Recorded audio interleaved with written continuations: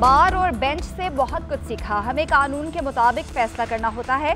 Chief justice Qazi Faez ईसा का अपने एजाज़ में फुल कोर्ट रेफरेंस से खिताब। बोले, फुल कोर्ट रेफरेंस में आने और ना आने वालों का भी शुक्रिया। कागज़ के एक टुकड़े पर चंद सतरें लिखी होती हैं, उनको देखकर अंदाज़ा लगाना होता है क्या सच है और क्या झूठ है। खुशकिस्मत हैं कि हमारे बच्चे भी हमें सिखाते हैं। मेरी ज़िंदगी में वीटो पावर मेरी अहलिया को हासिल है। बहुत सारे काम जो मैंने किए उसका एजाज़ मेरी अहलिया को जाता है। बच्चों के लिए माहौलियात का ख्याल रखना चाहिए। माहौल अच्छा ना रहा तो इंसानों का दुनिया में रहना मुश्किल हो जाएगा। आज़ादी में कुछ घंटे रह गए।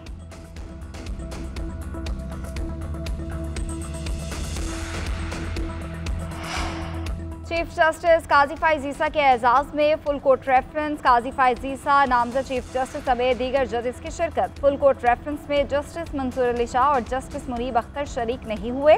Justice Ayesha Malik, justice Malik Shahzad, justice Athar Minallah भी रेफरेंस में शरीक नहीं हुए। जस्टिस मंसूर अली शाह उम्रे की अदायगी के बायस रेफरेंस में शरीक नहीं हुए। नामजद चीफ जस्टिस याहिया अफरीदी का चीफ जस्टिस काजी फायज़ ईसा के एजाज़ में जोहराना। नए चीफ जस्टिस पाकिस्तान की तकरीब हलफ बर्दारी कल सुबह 11 बजे होगी। ऐवान सदर सेक्रेटेरिएट से मेहमानों को दावतनामे जारी। तकरीब में सीनियर जजेस, पार्लियामेंटेरियंस और हुकाम शिरकत करेंगे।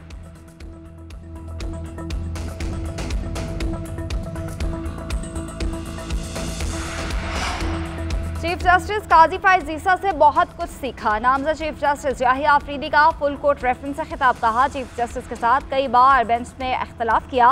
काजी फायज़ ईसा ने खुले दिल से मेरा मौक़िफ़ सुना। इख्तियारात की तकसीम के उसूल पर अमल होगा। कौम के लिए ज़रूरी है कि इख्तियारात की तकसीम कानून की बालादस्ती यकीनी बनाई जाए। फौरी तौर पर दूर दराज इलाकों की ज़िला अदलिया पर तवज्जो देना होगी। काजी फायज़ ईसा को बेहतरीन इंसान पाया। वो अपना बहुत अच्छा वक्त गुजार कर जा रहे हैं।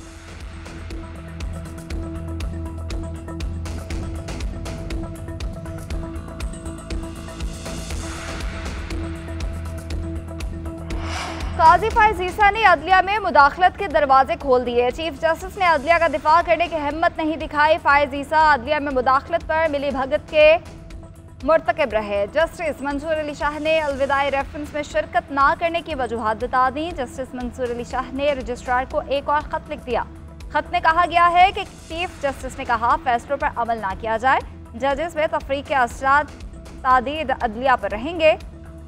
पैगाम जाएगा कि चीफ जस्टिस अपने इदारे को नीचा कर सकता है। मैं ऐसे चीफ जस्टिस के रेफरेंस में शिरकत नहीं कर सकता।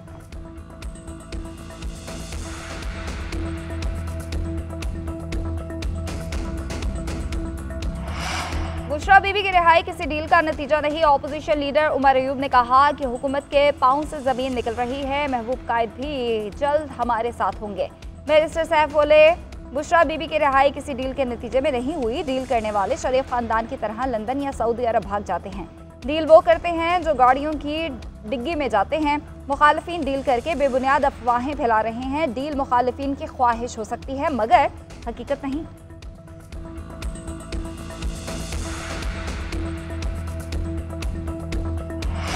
छब्बीसवीं आईनी तरमीम से पीटीआई वाले भी बिलावास्ता शामिल हैं। बैरिस्टर गौहर ने कहा था मौलाना फजल रहमान वाला ड्राफ्ट ठीक है।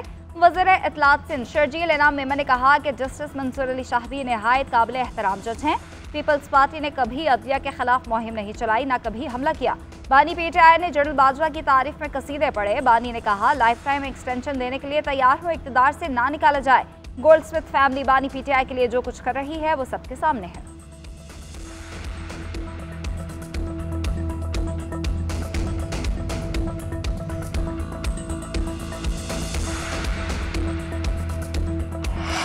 साबिक वज़ीर आज़म नवाज शरीफ दुबई पहुंच गए। पाकिस्तानी सफीर फैसल नियाज और मुकामी लीगी क़यादत ने इस्तकबाल किया। दुबई एयरपोर्ट पर नवाज शरीफ से मुस्लिम लीग अमारात की क़यादत की मुलाकात।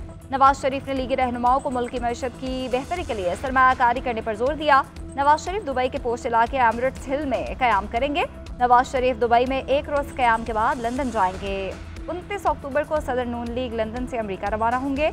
अमरीका में 4 दिन क़याम के बाद वो वापस लंदन पहुँचेंगे।